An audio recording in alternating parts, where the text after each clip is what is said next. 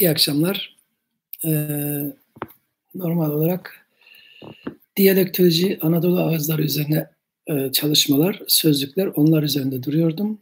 Ama bir ara verip çok kısa olarak günlerden beri arayıp bulamadığım bir kitaba yer vereceğim.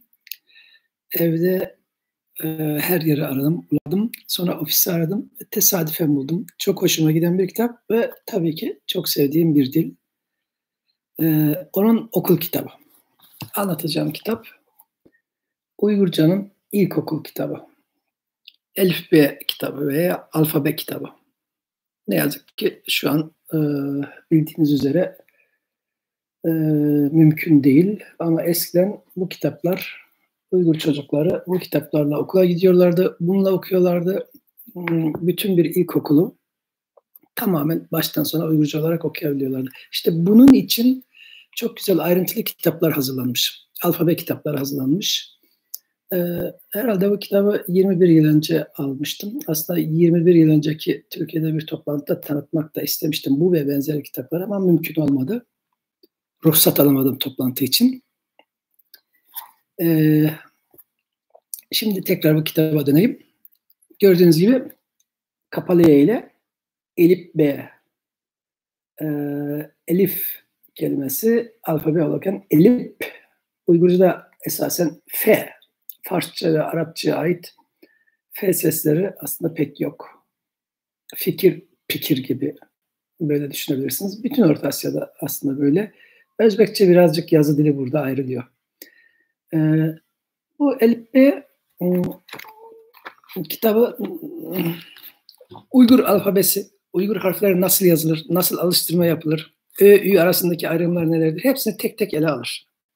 İlkokullar için tabii. Ben bu tür çalışmalarda hep ilkokul kitaplarından hareket ediyorum. Basıldığı yer Şincan Maarif Neçriyatı imiş. Burada iç kapağı da görebilirsiniz. İç kapağı görüyorsunuz. Mesela burada ayrıntılar yer almakta. İç kapakta mesela buradan okumaya çalışalım. Ne varmış? Birazcık kimler hazırlamış? O Tüzgüçi Abdüsselam Tohti.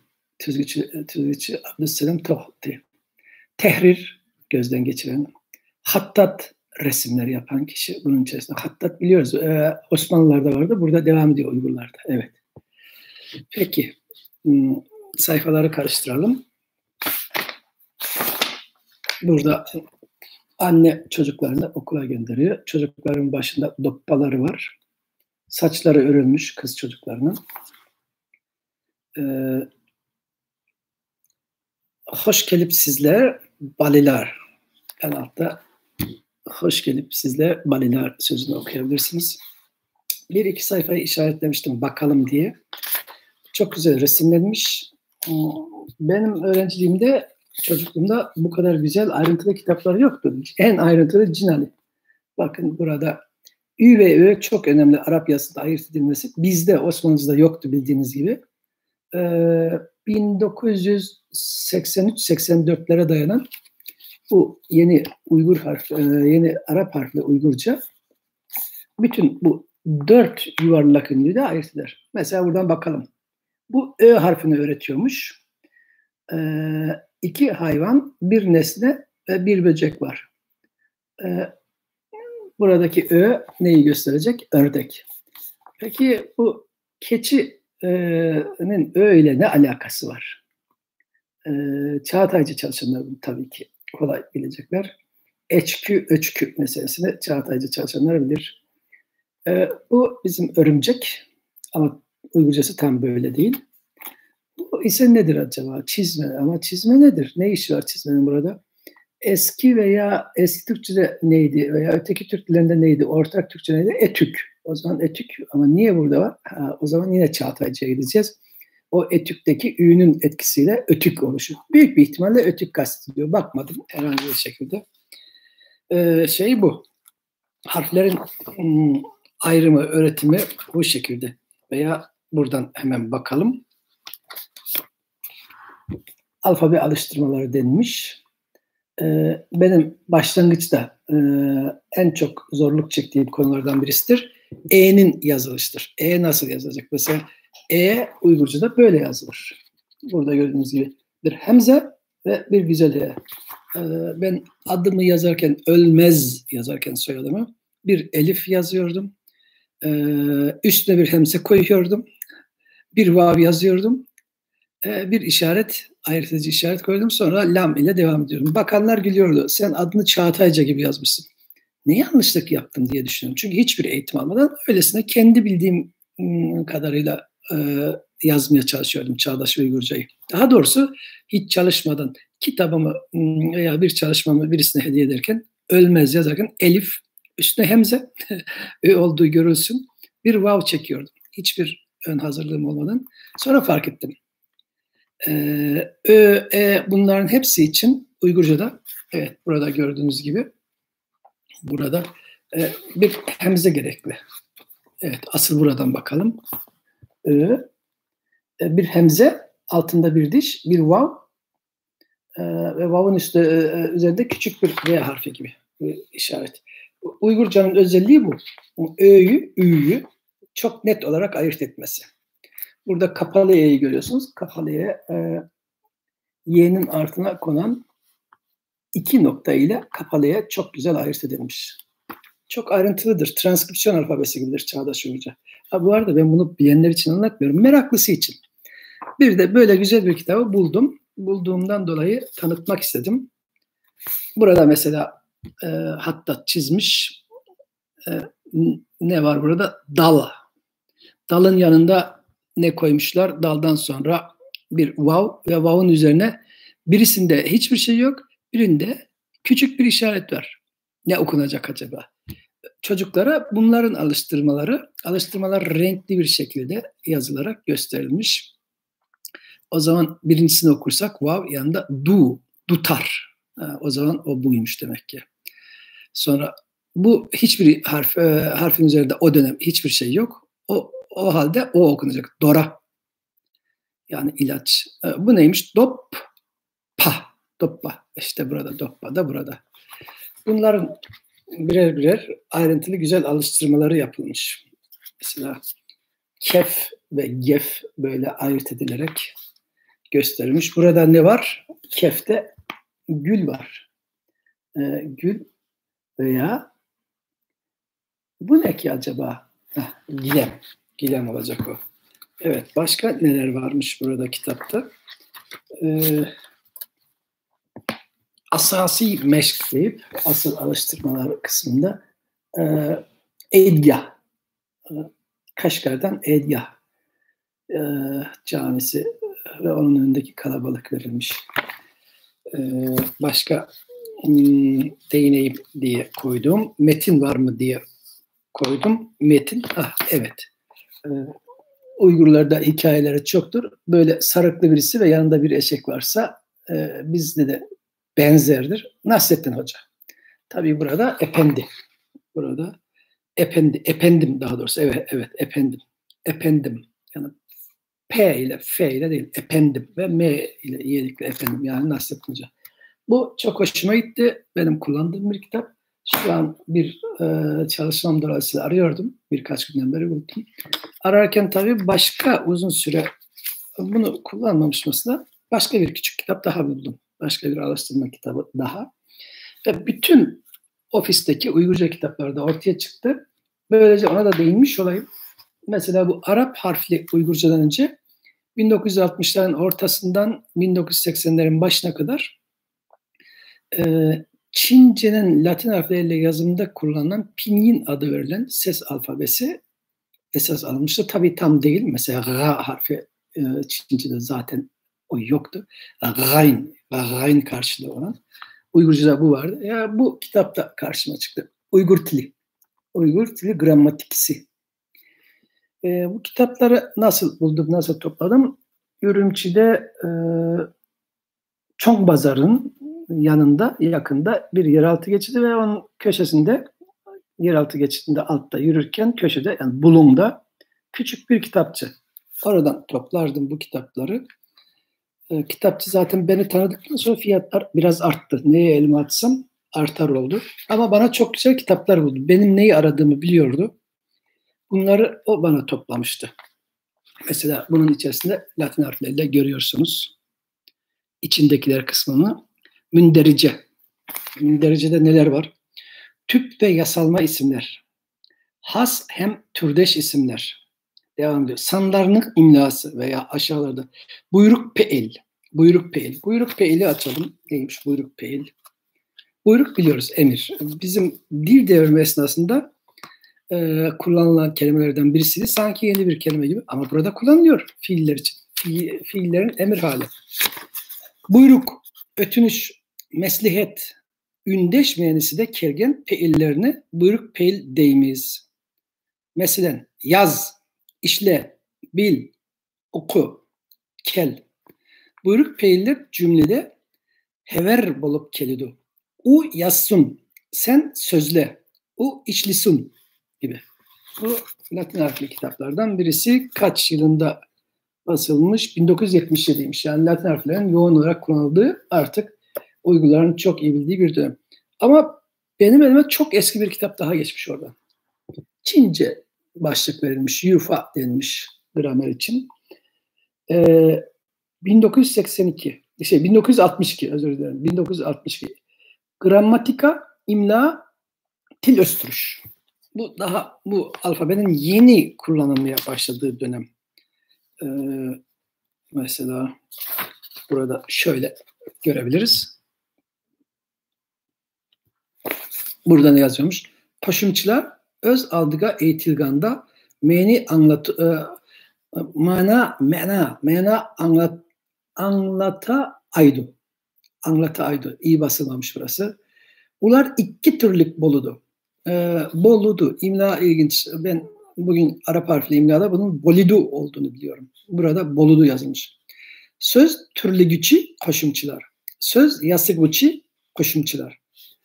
İmlada Uygurca'da çok değişiklikler oldu. Arap harflideyken bile birkaç kez değişti ve hala da tartışılan bir konudur.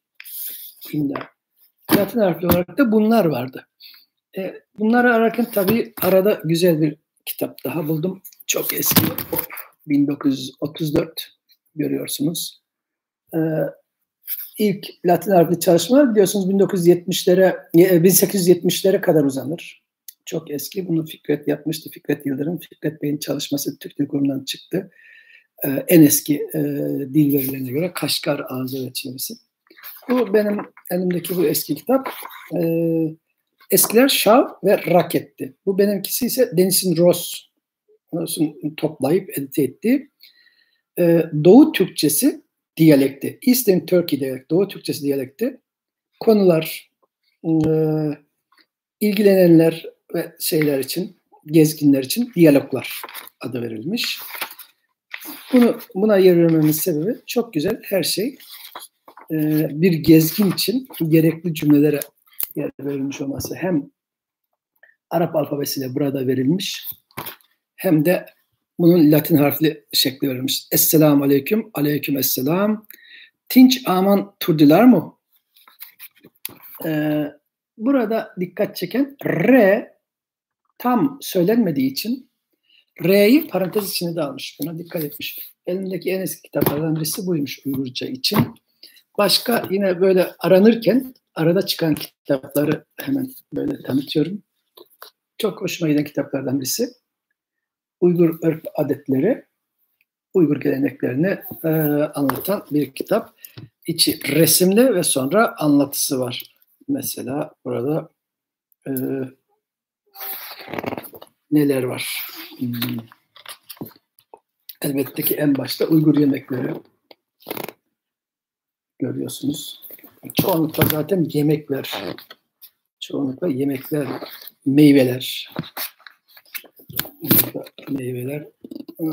Uygur sofralarının vazgeçilmez meyveler. Kavun, karpuz, üzüm, nar. Taşkarlı'nın kabrinin de resmi varmış. Sonra çok ayrıntılı bir şekilde metin kısmı gelir.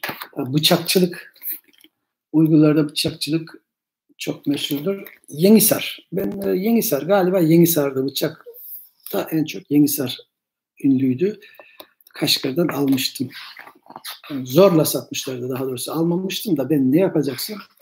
Zorla ona bıçağı sattılar. Evet. Ondan sonra kiriş sözüyle kitap başlar.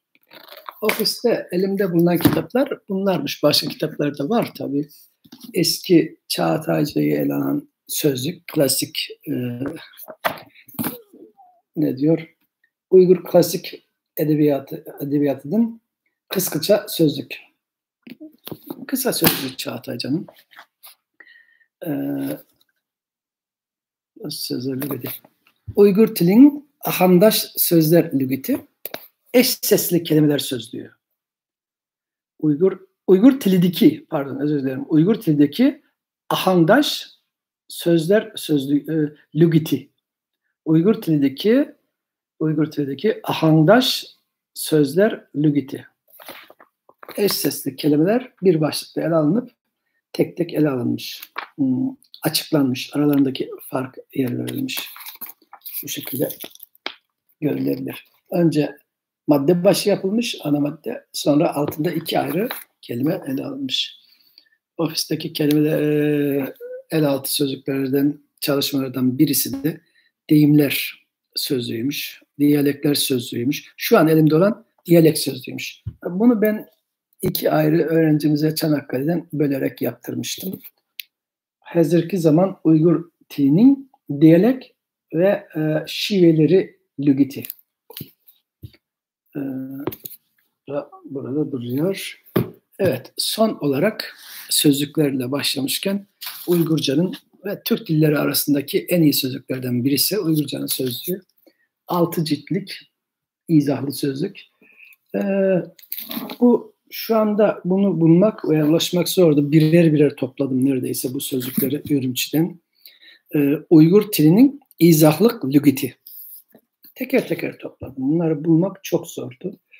Şimdi galiba telefon uygulamalarında Uygur gençler bunları hepsini aktarmışlar. Varmış. Ben bilmiyorum ama uygulamaya dayalı sözlüğü az kullanıyorum. İhtiyaç halinde tabii kullanılır. Ama bu basılı sözlükler benim her zaman basılı kitaplar favori kaynaklarımdır. 6 cilt. Toplamda 6 cilt. Bunun kısaltılmış versiyonu da var. Burada. Uygur dilinin izahlık lügati diye bu tek cilt. Kısaltılmış. Başka çok sevdiğim, kullandığım Uygurca için bir sözlük daha var. Ben kullanıyorum. Ben çok sık kullanıyorum. Uygurlar az kullanıyor belki. Çünkü imla değişti Uygurlar için. Uygur neymiş? Uygurça Henzüce lügat. Uygurca Çince kelimeleri karşılaştırmak için iyi bir kaynaktır. Bunu önce fotokopi yapmıştım. Sonra 30 yana Stifandaşya Pedagogika Üniversitesi'nin yanındaki bir sahafta buldum. Elimdeki nüsha sağ olsun Kurtuluş Bey'in bana hediyesidir. Kurtuluş Öztopçu'nundur. Yani bir tane evde aslı var, bir tane burada. Kısaca sözlüklerimiz bu kadar. Uygurca'ya gelince evet, diğer Türk dilleri arasında ayrı özel yeri olan bir dil. Benim bildiğim kadarıyla başka hiçbir dil Uygurca kadar uzun süreli, uzun soluklu bir yaz dili, süreliliği olan bir yaz dili değildir. Elbette bugünkü Uygurca bir kültür değişimine uğradı. Arada bir geçiş süreci var. Ama yazı dili olarak 750'lerden başlayıp bugüne kadar gelen bir dil. Hiçbir Türk dili bu kadar kesintisiz birbirine bağlı devam etmemişti. Bizim dilimizin yaşı 700'ü birazcık geçer. Türkçenin, Türkiye Türkçesinin yaşı olsun 700'ü, 800'ü bulmaz. 800'ü bulamaz bizim dilimiz. 800 yıllık değil. Yani Oğuzca 800 yıllık bir yazı dili değil. Özbekçe elbette Uygurca ile bağlantılı ama Özbekçe'nin başka bir bağı var. Karahanlı ve sonrası olarak başlatabiliriz Özbekçe'yi. Moğolistan'daki eski Uygurca'nın devamı gibi tabii ki gramer olarak birçok şekiller açısından öyle ama Özbekçe coğrafya olarak kültürel açıdan dayandığı ana damarı Karahanlıca'ya kadar gidecek. Çünkü Karahanlı Devleti'ni kuranlar Budist Uygurlardan farklıydı. Turfan, Beşbalık, Aksu o bölgeden farklıydı. Onlar hiçbir zaman Budizme girmemişti. Doğrudan eski Türk inanışından İslamiyet'e geçmişlerdi. Arada Budizm, Manihizm yok. Oysa Uygurlar bütün evrelerden geçerek geldiler. Önce Manihist oldular ki bu esas olarak yönetici kesime Hakanlık ve sülalesine aitti. Halk Budizmi benimsedi, büyük çoğunluk. İslamiyet'in yayılmasıyla da zamanla Müslüman oldular ve o zaman alfabeyle bağlantılı, dinle bağlantılı olarak leksikoloji, söz varlığı, söz hazinesi değişti. Ama bugüne kadar sürdü. Bundan sonra da sürsün istediğimiz için tanıtımını, duyurusunu, derslerini yapıyoruz, yapılacak. Başka Uygurca ile ilgili değil de başka okul kitaplarına da değinecektim. Şimdilik bu kadar yetineyim. Amacım Uygur Elifbi kitabını tanıtmaktı. O vesileyle elimin altındaki Uygurca kitaplara kısaca yer vermekte. Teşekkür ederim.